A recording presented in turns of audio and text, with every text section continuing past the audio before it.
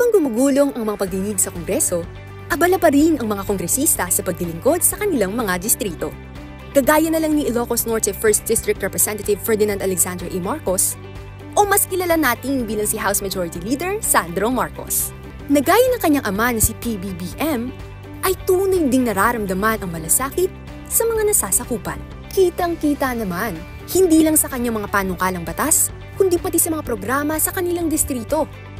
Una na rito ang tulong panghanap buhay sa ating disadvantaged o displaced workers o TUPAD program ng Department of Labor and Employment.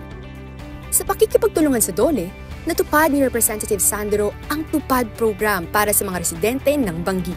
Pag-asa at pangkabuhayan din ang hatid ni Representative Sandro sa mga mamamayan ng Bacara, matapos nilang makatanggap ng financial support at short-term employment sa ilalim pa rin ng TUPAD program. Ang Millennial Presidential Son, hindi rin nakalimutan ang mga kabataan. Dahil sa ilalim ng tulong-dunong program, nakatanggap ng educational support ang mga mag-aaral ng Mariano Marcos State University. Iyan ang gusto kong support! Sana all supportive! Siyempre, hindi rito nagtatapos ang mga programa ni Representative Sandro. Dahil sa sobrang dami niyang ganap, ang hirap maka-keep up. Turnover ng bagong PNP equipment sa Plaza del Norte? Present! Distribution of fishing paraphernalia kasama ang BFAR? Present!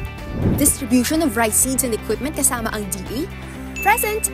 Distribution of rehabilitation materials kasama ang DAR? Present na present! But wait! There's more!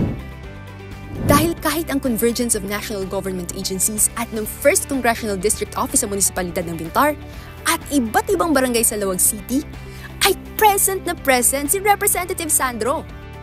Present na sa Kongreso, present pa sa kanyang distrito.